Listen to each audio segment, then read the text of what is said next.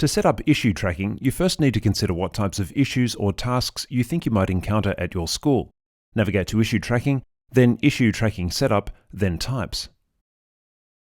You'll notice the menu down the left side is the same as what you see here in the middle.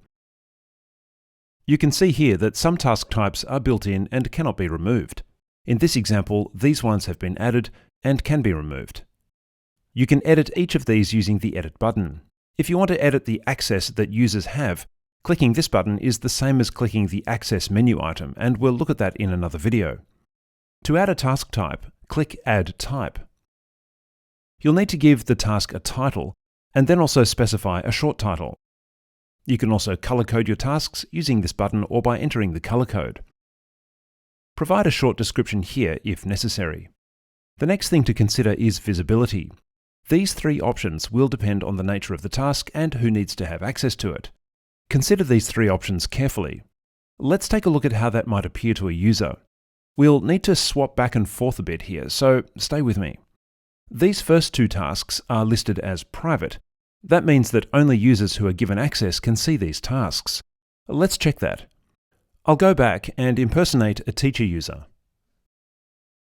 When I access issue tracking as this teacher, you can see that I don't have access to executive tasks or general tasks. That's why this list of available task types also looks a little bit shorter. Going back to issue tracking setup, let's check that another way. Notice I've changed back to being an administrator again. I'll click on the Access menu. Notice that the task types are listed across the top. Executive is the first one listed. Let's search for that teacher user and check the access. And you can see that this teacher user has no access for this task type. We can also cross-check that by looking up whether the teacher user has access to another task type. Let's try WHS, which is something that everyone should have access to. And here you can see that this teacher has view access to the WHS task type. Let's go back to issue tracking and impersonate that user again.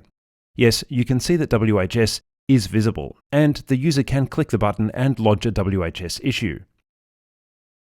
Back in Setup under the Task Types menu, the next things to consider are these options here, and you'll need to make appropriate selections based on your school's preferences. Notice you can also select a default assignee using this dropdown. That's related to these menu items here, and we'll cover that in a separate video. When you've made all your selections, click Save, but I'll just quickly enter a title and a short description. Then we can see that the new task type appears in the list.